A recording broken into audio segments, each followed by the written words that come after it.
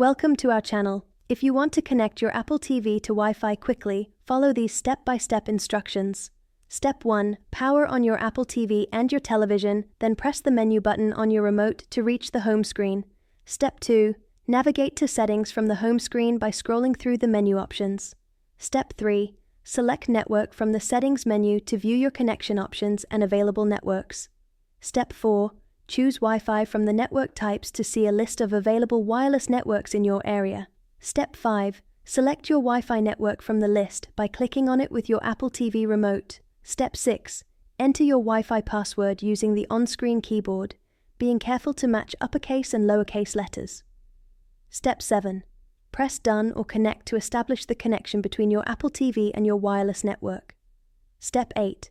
Wait for the connection to be established, which should take only a few seconds, and you will see a checkmark when successful. Test your connection by opening an app or streaming a video. Don't forget to like this video and subscribe to our channel.